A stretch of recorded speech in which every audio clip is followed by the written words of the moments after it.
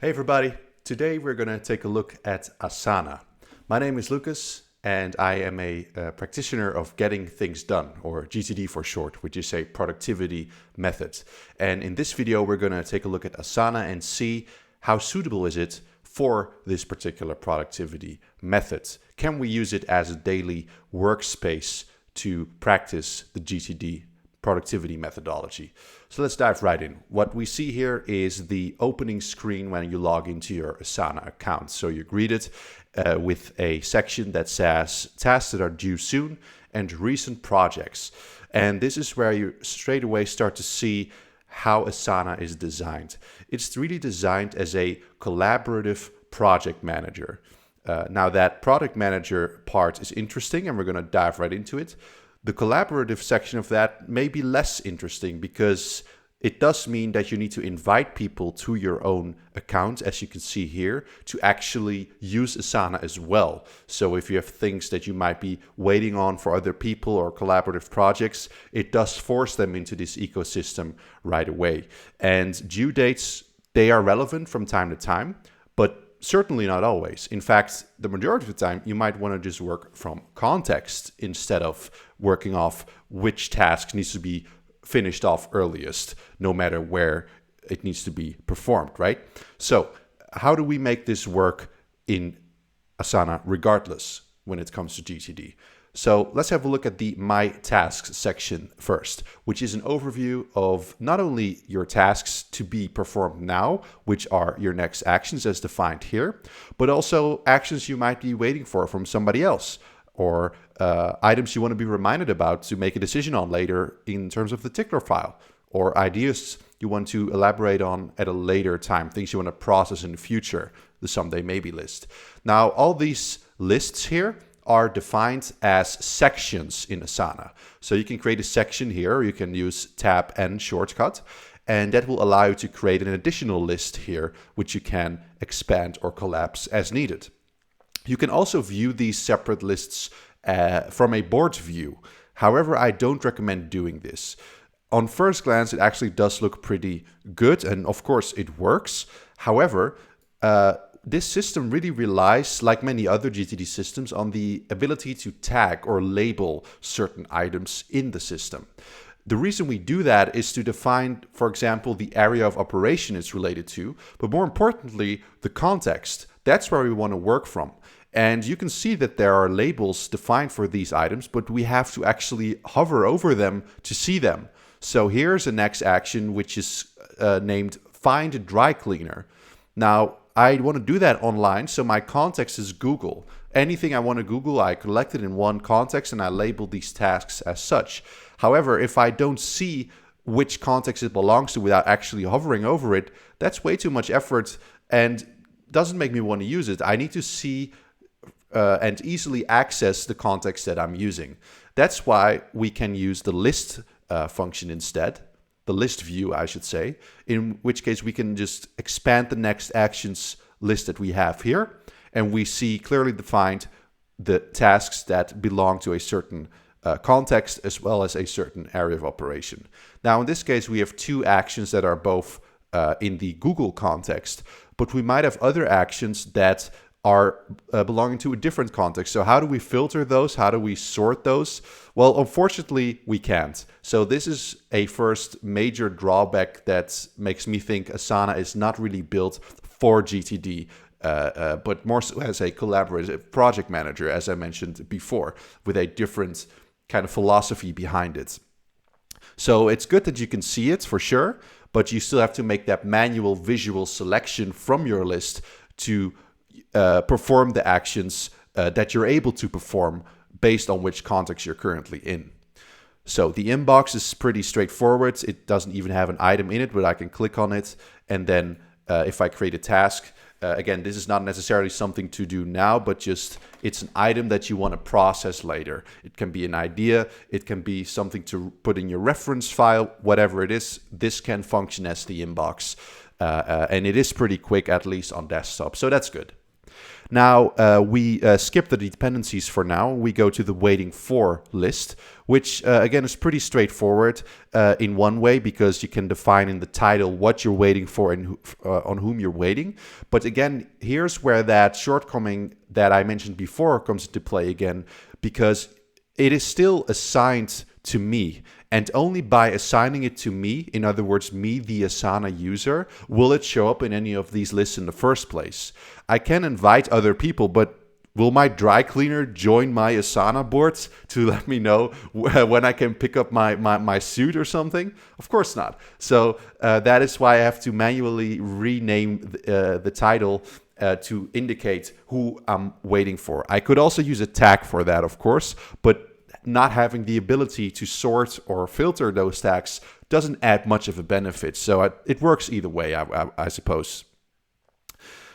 Ticker file is the same story pretty much. I can just add the title to indicate what do I want to be reminded about, and I add a due date to ensure that I get a reminder on that particular date. So that's going to work very well for you.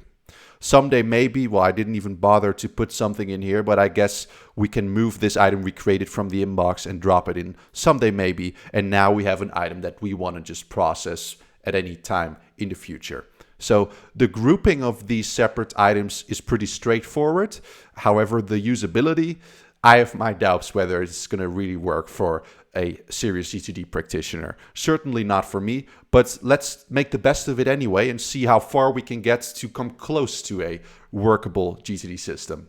So something that's actually really cool is something that we skipped over just a moment ago, which are these dependencies. Now, what does that mean? These are tasks that are predefined, including a context, as you can see. So now we have an errands context as well, and a laptop context that we see. But they are not next actions just yet. What this means is that these are part of a sequential project. So sequential projects are projects where one action depends on a previous action being completed first. So let's take a look at an example project, by the way, which we haven't done yet, to see how that actually works in practice, how you can set it up. And this is, I think, where Asana is really strong, actually. Not many productivity tools allow you to set dependencies and set up sequential project like this. So this is definitely where Asana wins in comparison to other tools that we've reviewed before. So what we see here is the first next action in this project under the next action section within that project. So don't confuse this with this section here, which is part of the My Tasks view. This is just another section dimension, so to speak, within this particular project. And again, we can switch to list view, to boards view, and even to a timeline view. If you have many items with due dates, this might be helpful. Can connect it to your calendar even. So there's a lot of fancy tools, which I think if you work on projects collaboratively will really shine much more than it is showing up here. You can exchange messages within the system, within the platform, and attach files like support material here as well. So the project view is definitely super, super strong. So that's where it really stands out for me.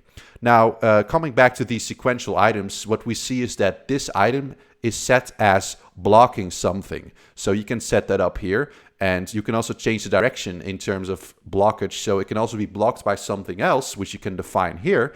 So that way you kind of set up the sequence for a particular project. And in this case, every item has to come after the other. So what we see here is I want to clean my suit. That's my desired outcome for this project that has multiple actions associated with it. First step, I got to find a dry cleaner. Well, we already saw that, right? If you remember under the next actions list, that's where it is, because that's something I can do now. It's the first step. I have to Google and find a good option. Once I found a good option, I can mark the item complete. And then I need to actually take my suit to that dry cleaner. Once I've taken my suit there, I'm actually going to need to wait for the dry cleaner to clean the suit.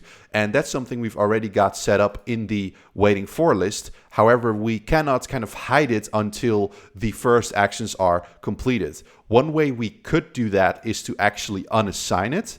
And thereby it will no longer show up in the tasks view here. So that's a way to get around that. See, now it's gone. But it still depends on you to regularly view your projects and make sure that you assign them just so it shows up in your tasks view. It's just not very intuitive, and I wish it was easier to just add a kind of dummy user in Asana, like your dry cleaner, as an agent here, instead of really having someone else create an account here. So we move it where it was. We can move it back into the waiting for section regardless. And once this is done, in other words, once I've received a notification from the dry cleaner, I can mark this complete, and then my next action appears under next actions again, which is to pick up the suit from the dry cleaner, and then I'm done. I have a clean suit, so project complete. Now, this is how it will work out in practice. So let's have a look at what happens when I actually complete the first item in this project. We mark it complete. And now you can see that the symbol here under this dependencies list changed for this item, which was the second action in that list. Meaning we can actually move it from dependencies to next actions. We mark this complete, and now we can see that this waiting for item is showing up as an item that can be completed. So that way we can really work through these sequential items from the tasks view, including the context, at least have them in view. And also the projects that they're related to are easily and automatically, I should say, shown. So that's good. Again, the overviews are pretty good. The project view is really great. Now we have another project, because this was a pretty simple one, right? One item follows the next and that one follows the other. So what if we have multiple items that are sequential but are kind of grouped in their own phases, where it doesn't matter whether you complete one item or the other necessarily within that phase first. So here we have register for a gym membership as a desired outcome. We have 3 phases set up. First, we do our research to find gyms in the area and filter the 3 best options. Now, this is a similar sequence as we saw with the other project. Filtering the 3 best options is only going to be able to happen once I've created a complete list. Once I've completed both of these, I've already defined my actions after that in these separate phases. But you can see 2 things. Number 1, they have no assignee yet, which is always going to be myself, and they have no labels.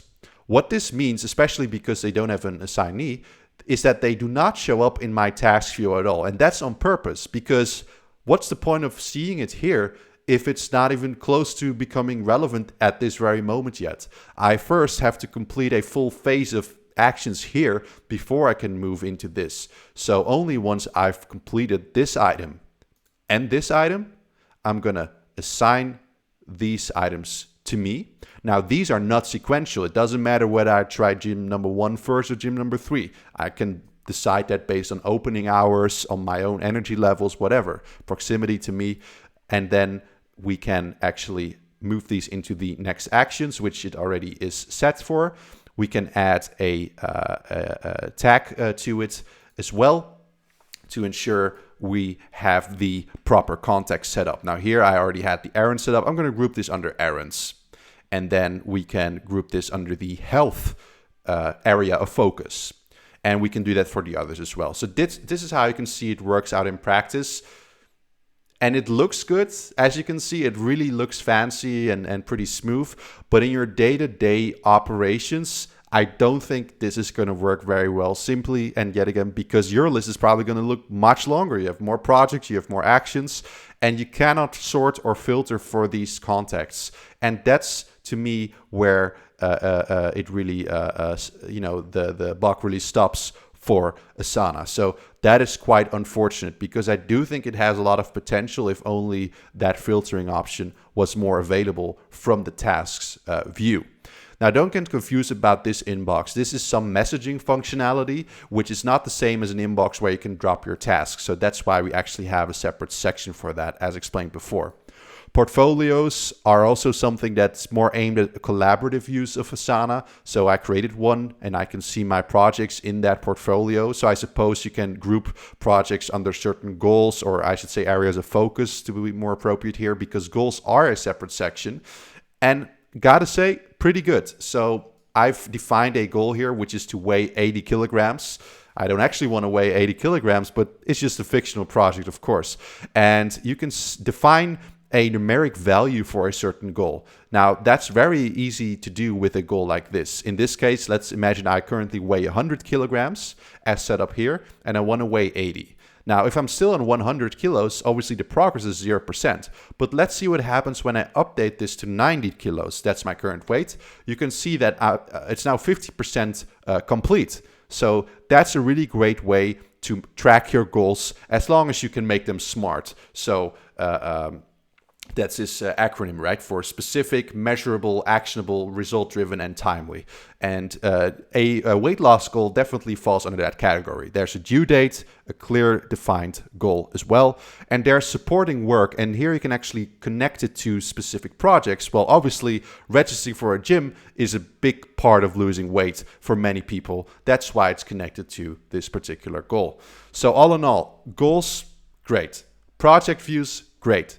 My tasks looks nice on the surface, but probably not very workable in the long term because of the limitation in terms of filtering based on tags. Great to have them, but if only they added a filtering option. I feel like I've repeated myself enough on that section, so I think that's a pretty clear point by now.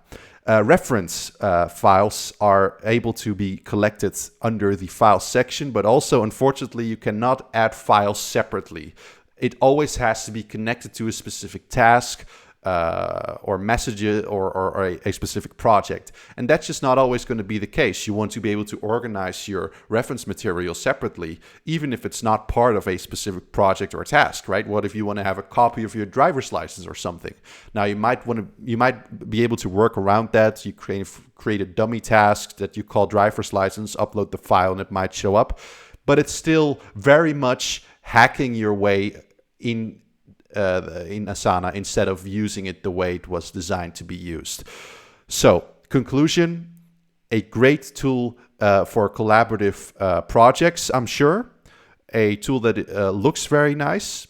A tool that allows you to do many things and which has a fantastic project view. But in my opinion, it's going to take a lot of creativity and patience to make this a workable personal productivity system with GTD. So I would suggest looking into alternatives. Now, I'm going to continue to look for those in my YouTube series here. So if you're interested in this type of content, make sure you subscribe and also watch my previous videos in this playlist where I've already reviewed dozens of other GTD tools or non-GTD tools to see how suitable they are for your getting things done system. Thanks for watching.